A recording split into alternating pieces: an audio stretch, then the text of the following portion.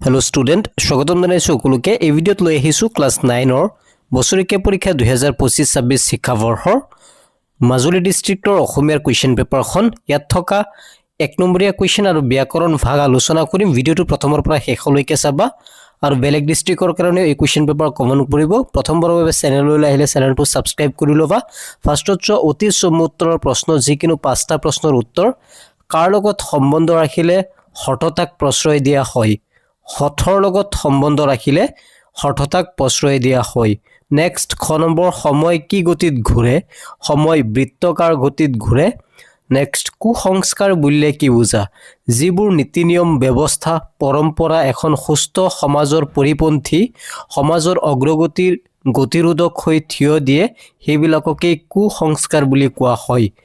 জৈন ধৰ্মৰ প্ৰৱৰ্তক কোন মহাবীৰ হৈছে জৈন ধৰ্মৰ প্ৰৱৰ্তক কিৰণ নীতি যোজনাৰ আঁৰৰ মানুহজন কোন শ্যাম সুন্দৰ পালিৱাল নেক্সট লোক কৃষ্টিৰ বাবে সাধাৰণ উত্তৰণক কি বুলি কোৱা হয় লোক সংস্কৃতি বুলি কোৱা হয় ইতিমধ্যে মই ইংৰাজী বিজ্ঞান আৰু অসমীয়াৰ কোৱেশ্চন পেপাৰ বেলেগ ডিস্ট্ৰিক্টৰ আপলোড দিছো ভিডিও ডেসক্ৰিপচনত লিংক দিয়া আছে এনুৱেল এক্সামৰ চাই লবা তাৰ পিছত 2 নম্বৰত আছে অন্ধবিশ্বাস কুসংস্কাৰ আদি নিয়ন্ত্ৰণ কৰিবলৈ কেনেধৰণৰ আঁচনি গ্ৰহণ কৰিব পাৰি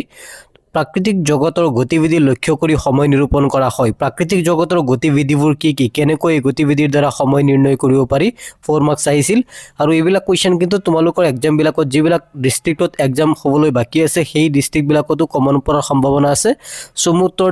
লিখিব লাগে সিদ্ধাৰ্থই কিয় নিসংগতাত ভুগিছিল বেদ কেই প্ৰকাৰ আৰু কি বিষয়ত ভাৰতবৰ্ষৰ বৈচিত্ৰতা লক্ষ্য কৰিব পাৰে বুজাই লিখিব লাগে মানুহৰ এক কল্প ব্ৰহ্মাৰ এদিন বাক্য ফাকিৰ অন্তৰ্নিহিত ভাৱ বিশ্লেষণ কৰিব লাগে তাৰ পিছত আৰু এটা 4 মাৰ্কসৰ কোৱেশ্চন আহিছে চাই লোৱা 8 নম্বৰত আছে সমুত্ৰৰ প্ৰশ্ন এইখিনি আকৌ আলোচনা কৰিম 8 নম্বৰত চোৱা কাম্পে কুপে অৰুণ অধৰ ইয়াত কাৰ অৰুণ অধৰৰ কথা কৈছে শ্ৰীকৃষ্ণৰ অৰুণ অধৰৰ কথা কৈছে তাৰ পিছত কবিৰ প্ৰাপ্য কি তাক খুদি কোনে প্ৰশ্ন কৰিছিল প্ৰচণ্ড ধুমুহাই কবিৰ প্ৰাপ্য কি তাক খুদি প্ৰশ্ন কৰিছিল হিৰেণ ভট্টাচাৰ্যৰ এখন কবিতা পুথিৰ নাম লিখা সুগন্ধি পখিলা মানুহ পৰুৎপৰ বোলা কথাৰ অৰ্থ কি পৰুৎপৰ মানে সৰ্বশ্ৰেষ্ঠ বা শ্ৰেষ্ঠতকৈও শ্ৰেষ্ঠ তাৰ পিছত আগবাঢ়িছো নেক্সট প্ৰসংগ সংগতি দৰ্শাই ব্যাখ্যা কৰিব লাগে মানুহেই দেৱ মানুহেই সেৱ মানুহ বিনে নাই কেৱ কৰা পূজা পাদ্য অৰ্গলৈ জয় মানৱ দেশ খ নম্বৰত আহিছে মোৰ জীৱনৰ আহে মোৰ যৌৱনৰ কোষে কোৱে এই সপোন কলৰুল যিকিনো দুচুৱাৰ পৰা এফাকি ব্যাখ্যা কৰিব লাগে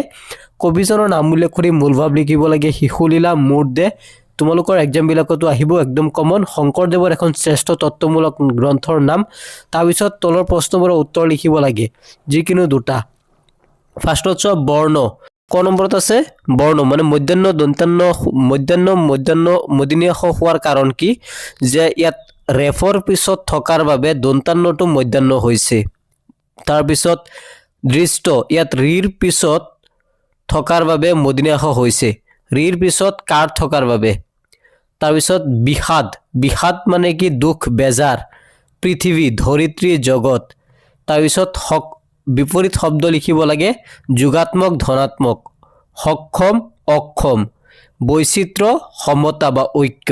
প্ৰত্যয় নিৰ্ণয় কৰিব লাগে সন্ধি ভাঙিব লাগে জনাকীৰ্ণ জনা যোগ আকীৰ্ণ তাৰ পিছত স্বাধীন স্বযোগ অধীন তাৰ পিছত প্ৰত্যয় ভাঙিব লাগে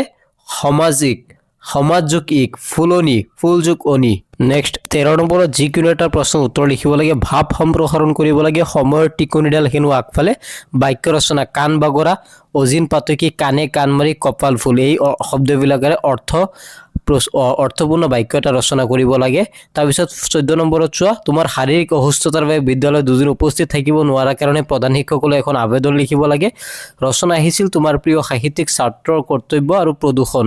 ইম্পৰ্টেন্ট আছে এবাৰ ভালকে চাই যাবা দ্ৰুতপাঠৰ পৰা কোৱেশ্চন বিলাক এবাৰ চোৱা চমু উত্তৰ দিয়া এইখিনি আমি আকৌ আলোচনা কৰি মাধৱ কন্দলীৰ ৰামায়ণত কেইটা কাণ্ড পোৱা যায় মাধৱ কন্দলীৰ ৰামায়ণত 7টা কাণ্ড পোৱা যায় সুগ্ৰীৱ কোন সুগ্ৰীৱ আছিল কিষ্কিন্ধাৰ বানৰ ৰজা মাধৱদেৱৰ সাহিত্যিক জীৱনৰ কীৰ্তিস্তম্ভ কি নামঘোষা কৰ্ণীয়া কীৰ্তন ৰচক কোন কৰ্ণীয়া কীৰ্তন ৰচক তো তোমালোকে আনসাৰটো কবা মানুহৰ সুখ দুখৰ আসল কথা কি নেক্সট উত্তৰ দিয়া আহিছে যিকিনো চাৰিটাৰ প্ৰশ্ন উত্তৰ